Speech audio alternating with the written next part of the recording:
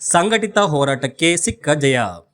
ಕರ್ನಾಟಕ ರೇಷ್ಮೆ ಉದ್ಯಮ ನಿಗಮಕ್ಕೆ ಸೇರಿದ ಟಿ ನರಸೀಪುರದಲ್ಲಿ ಇರುವ ಸಿಲ್ಕ್ ಫ್ಲೇಚರ್ ಜಾಗದಲ್ಲಿ ಕ್ರೀಡಾಂಗಣ ನಿರ್ಮಾಣ ಮಾಡುವ ಪ್ರಸ್ತಾವವನ್ನು ಕೈಬಿಡಲಾಗಿದೆ ಎಂದು ಪಶುಸಂಗೋಪನೆ ಮತ್ತು ರೇಷ್ಮೆ ಸಚಿವ ಕೆ ವೆಂಕಟೇಶ್ ವಿಧಾನಸಭೆಯಲ್ಲಿ ತಿಳಿಸಿದ್ದಾರೆ.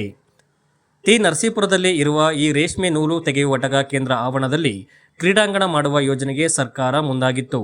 ಸರ್ಕಾರದ ಈ ಯೋಜನೆಗೆ ಅಲ್ಲಿನ ಸಾರ್ವಜನಿಕರು ಒಳಗೊಂಡಂತೆ ರಾಜ್ಯದ ವಿವಿಧ ಸಂಘಟನೆಗಳು, ಪರಿಸರವಾದಿಗಳು ವಿರೋಧ ವ್ಯಕ್ತಪಡಿಸಿ ನಿರಂತರವಾಗಿ ಹೋರಾಟ ಮಾಡಿದ್ದರು. ಈ ಹಿನ್ನೆಲೆಯಲ್ಲಿ ವಿಧಾನಸಭೆಯಲ್ಲಿ ಸೋಮವಾರ ಪ್ರಶ್ನೋತ್ತರ ಅವಧಿಯಲ್ಲಿ ಮಾತನಾಡಿದ ಸಚಿವ ವೆಂಕಟೇಶ್, ರೇಷ್ಮೆ ಕಾರ್ಖಾನೆ ಜಾಗದಲ್ಲಿ ಕ್ರೀಡಾಂಗಣ ಮಾಡುವ ಪ್ರಸ್ತಾವನೆಯನ್ನ ಕೈಬಿಟ್ಟಿದ್ದೇವೆ. ಕೆಲ ಅಧಿಕಾರಿಗಳು ಮುಖ್ಯಮಂತ್ರಿಗಳಿಗೆ ತಪ್ಪು ಮಾಹಿತಿ ನೀಡಿ ರೇಷ್ಮೆ ಕಾರ್ಖಾನೆ ಜಾಗದಲ್ಲಿ ಕ್ರೀಡಾಂಗಣ ನಿರ್ಮಾಣ ಮಾಡಬಹುದು ಎಂದು ಹೇಳಿದ್ದರು. ವಸ್ತುಸ್ಥಿತಿ ತಿಳಿದ ಮೇಲೆ ಮುಖ್ಯಮಂತ್ರಿಗಳು ಒಪ್ಪಿಲ್ಲ. ಹೀಗಾಗಿ ಕೆಎಸ್ಐಸಿ ಆವರಣದಲ್ಲಿ ಕ್ರೀಡಾಂಗಣ ನಿರ್ಮಾಣ ಮಾಡುವ ಪ್ರಸ್ತಾವವನ್ನು ಕೈಬಿಡಲಾಗಿದೆ ಎಂದು ತಿಳಿಸಿದ್ದಾರೆ.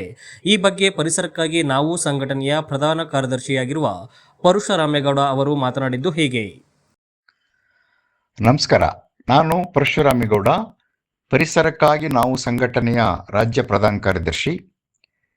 ಟಿ ನರಸೀಪುರದಲ್ಲಿರುವ ಸಿಲ್ಕ್ ಫ್ಲೇಚರ್ ಕಾರ್ಖಾನೆ ಆವರಣದಲ್ಲಿ 5 ಎಕರೆ ಜಾಗದಲ್ಲಿ ಕ್ರೀಡಾಂಗಣ ಮಾಡಬೇಕು ಅಂತ ಹೇಳಿ ಸರ್ಕಾರ ಮುಂದಾಗಿತ್ತು.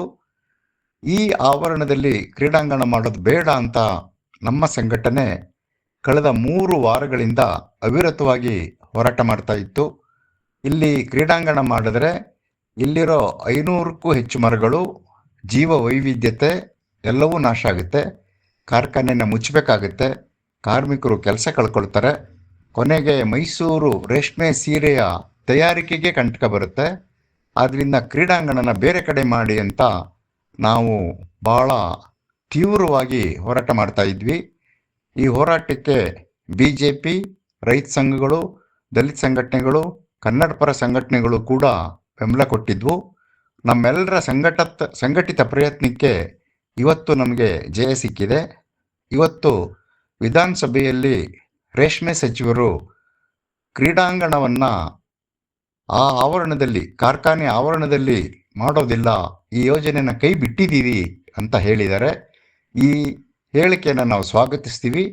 ಇದು ನಮ್ಮೆಲ್ಲರ ಹೋರಾಟಕ್ಕೆ ಸಿಕ್ಕ ಜಯ, ಜನಶಕ್ತಿಗೆ ಸಿಕ್ಕ ಜಯ ಅಂತ ಹೇಳೋದಕ್ಕೆ ಇಷ್ಟಪಡ್ತೀನಿ. ನಮಸ್ಕಾರ.